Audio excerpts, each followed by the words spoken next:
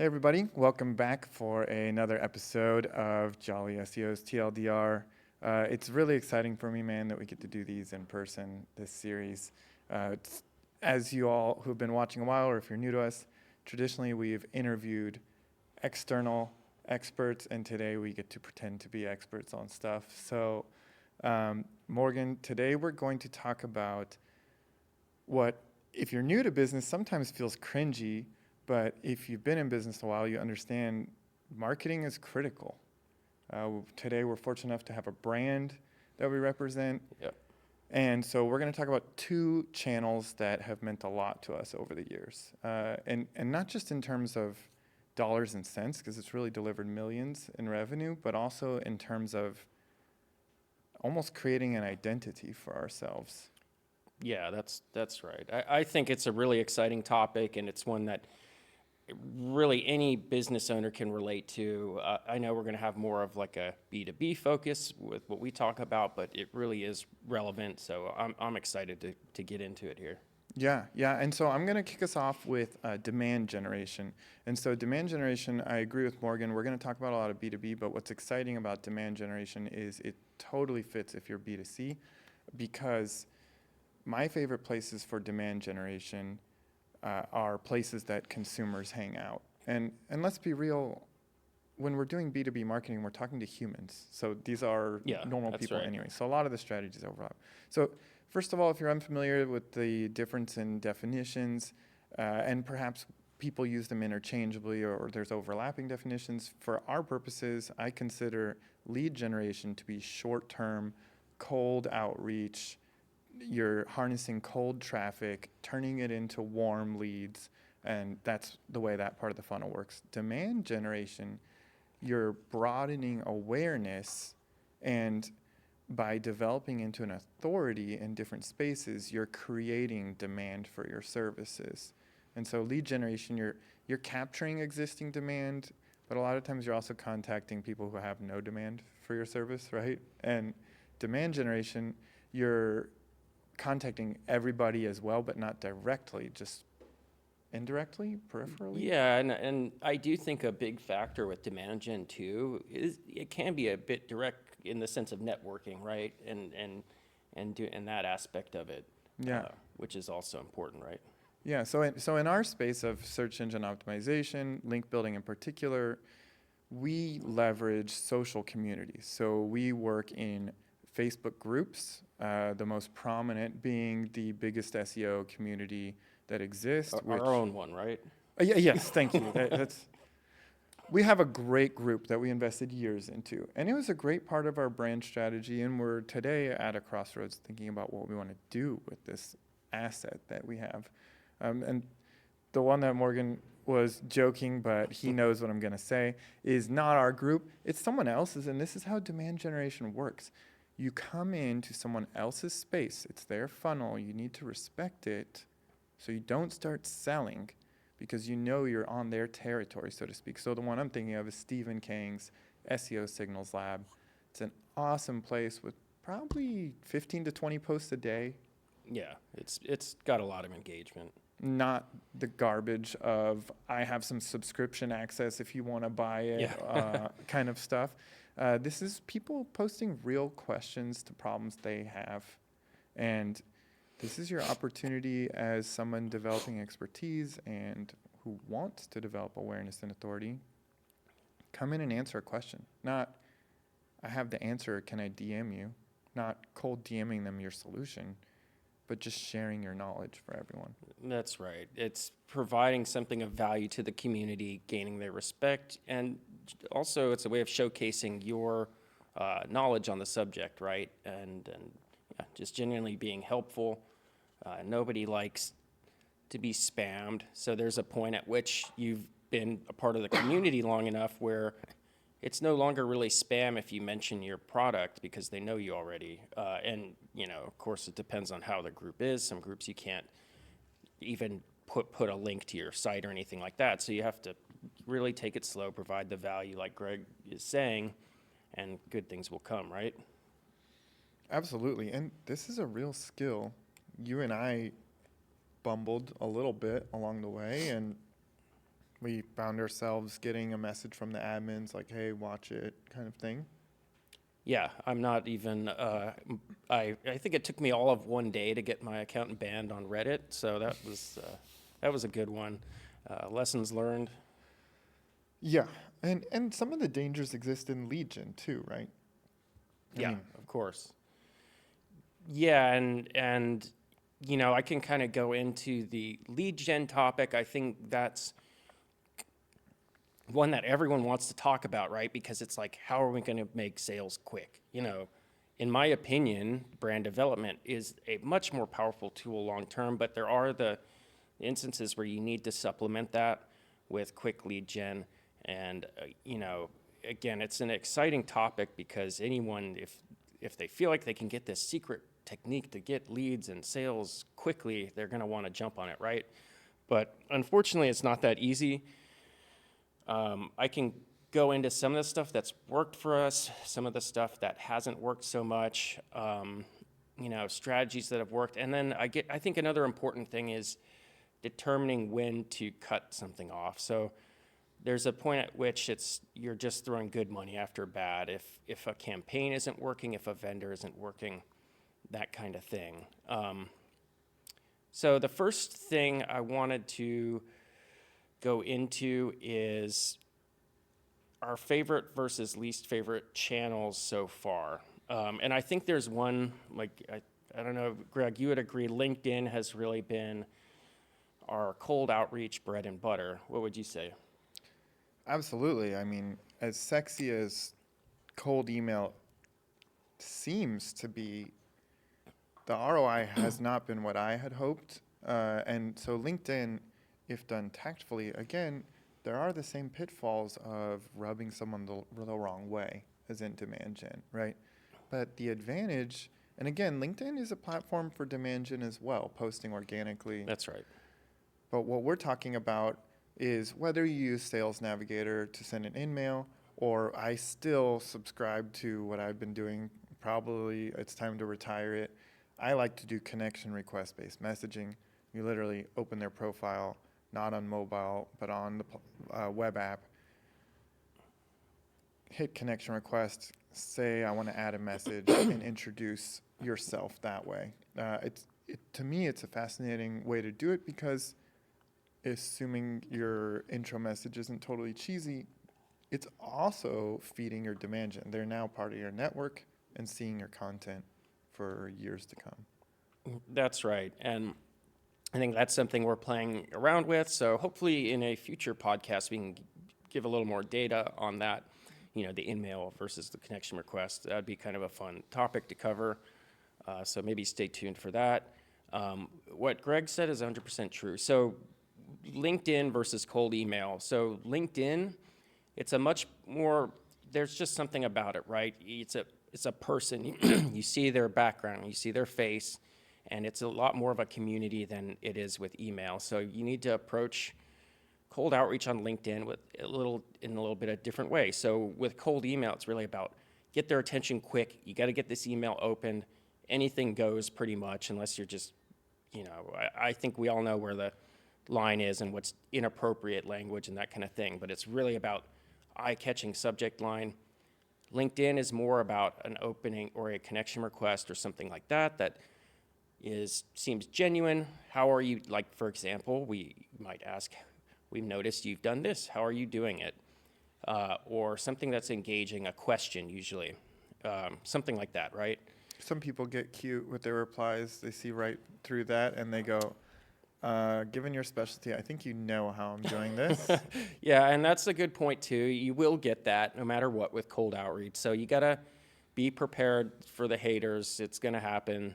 I'd say, what's your evaluation? Like, what % of people are actually genuinely haters, like genuinely miffed that you dared to contact them? I think even among the kind of maybe non-ideal replies, like what Greg said, I think a lot of people are just kind of getting a kick out of calling you out.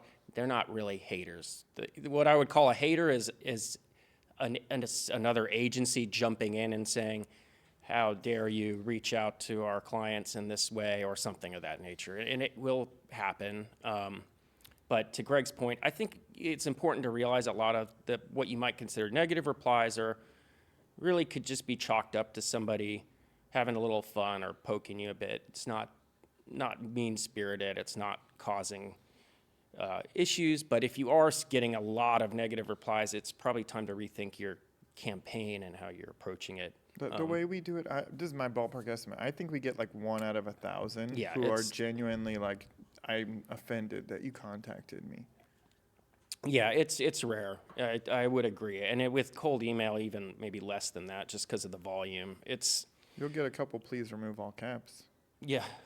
At least I send those out. Yeah. So there's that. But like back to the earlier point, in general, we've seen that LinkedIn has been more effective for us. I think this is one of those things where when you're talking B2B versus B2C, where it really stands out. LinkedIn is much more geared for a B2B kind of outreach approach. You're able to communicate directly with the owner or the correct person. It's a lot of business owners, right? So that's kind of a key distinction. Cold email has not been as successful for us. I do think it is something that's certainly worth exploring, especially in combination with LinkedIn as the saying, like, you need to hear somebody's name X amount of times before it sticks. So you're saying have an overlapping audience for the exactly outreach on both channels. Mm-hmm. And that's what we are doing with our most successful cold outreach strategy, which is what I would like to call a reverse engineered strategy.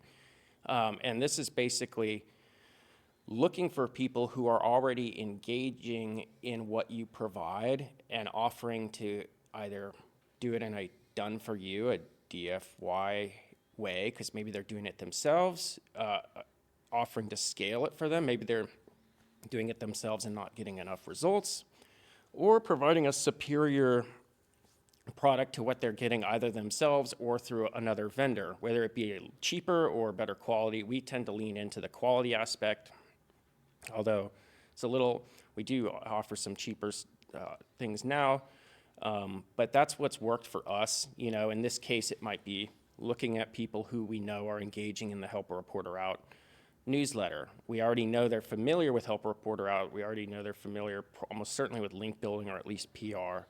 And that's what's worked with us versus the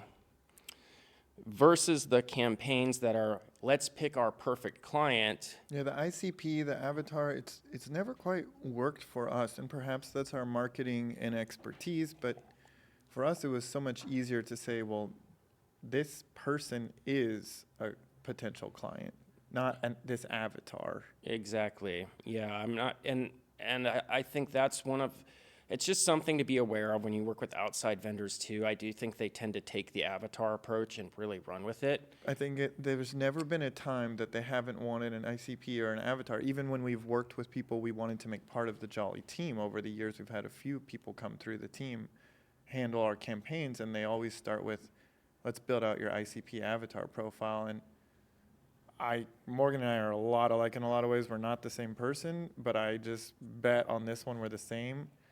I straight up just roll my eyes, thankfully not on a video call or anything in person. I'm just like, shit, here we go again, like with this exercise.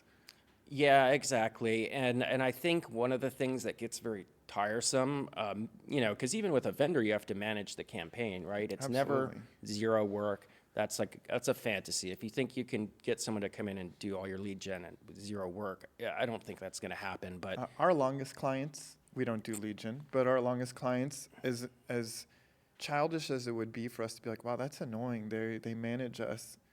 Our longest clients are involved in our work, care about our product. Yeah, it's the ones that come in after 6 months and ask, have we built any links? It's like, okay, that's just gonna.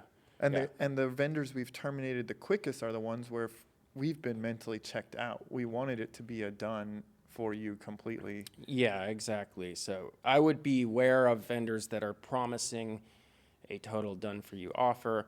But back to the avatar point, I think, and this kind of goes into qualified versus unqualified leads. How do you filter?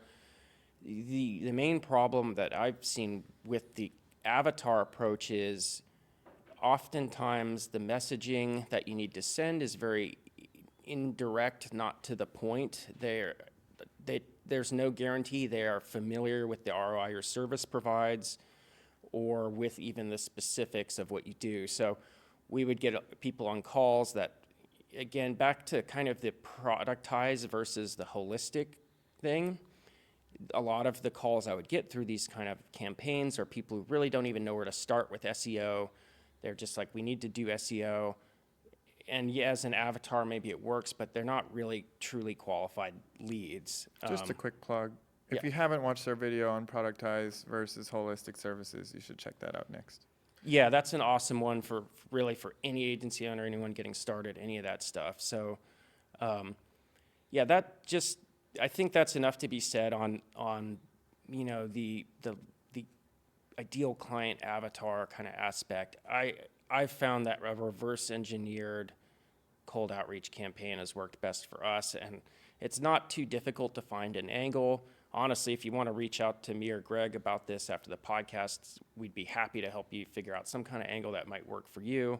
Just kind of a fun problem between business owners to discuss. Yeah. We don't offer this as a service, but it's just kind of a fun thing to talk about. Yeah, absolutely. So feel free to take us up on that.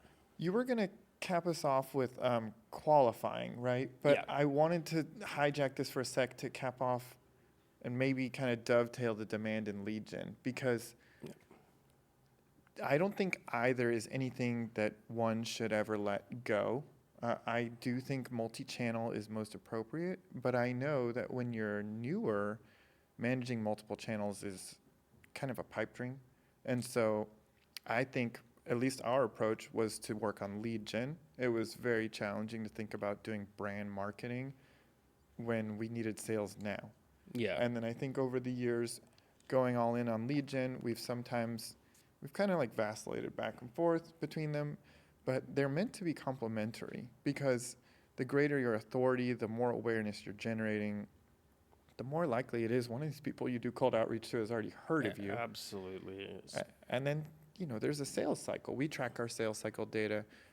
It's some of the people we do cold outreach to, they're going to buy 6 months from now, and that's because they've, how we were fortunate enough to buy a new family car recently, but there's this thing, it's called the reticulated memory, something like that, where once you see something, you start seeing it everywhere.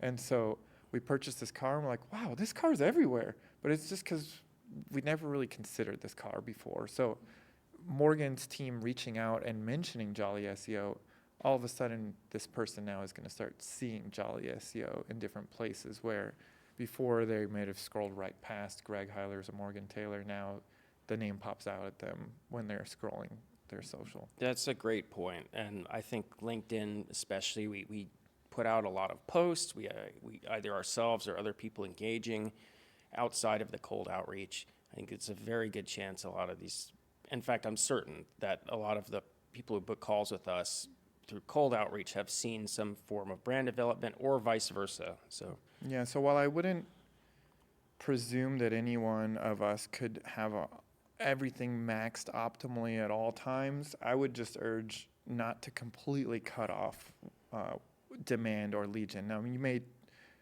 toggle a channel or two on or off, a platform on or two off, but I think as strategies, both should be done perpetually for the business's sake. Yeah, that's right. And that's a good point. And actually, I think before we go to the final points about qualifying a lead, there is a bit of a science to when to turn off or continue with a campaign, right? So the way we finally arrived on is just a pretty cold, hard CAC, customer acquisition cost per channel, equation that we do after a certain amount of months.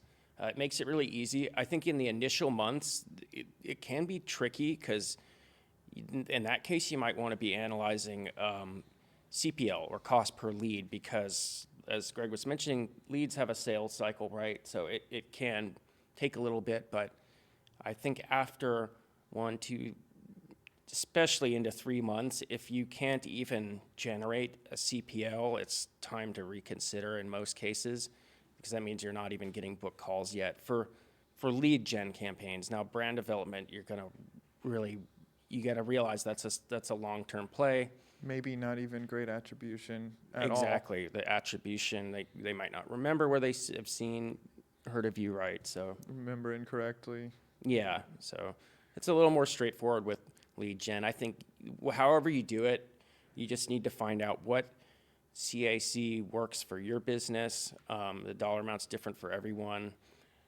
So the ratio there's a range, but a commonly accepted ratio for businesses like ours is 3-to-1 to 6-to-1. So the LTV, the lifetime value of the client to your customer acquisition cost should be between 3-to-1. So let's just make up some numbers, right? Let's say the LTV is 3,000 and the customer acquisition cost is 1,000. That would be 3-to-1. That's right. Should be between that and 6-to-1. And if the LTV to CAC is greater than 6-to-1, the traditional marketing logic is you're not spending enough. You need to spend some more money.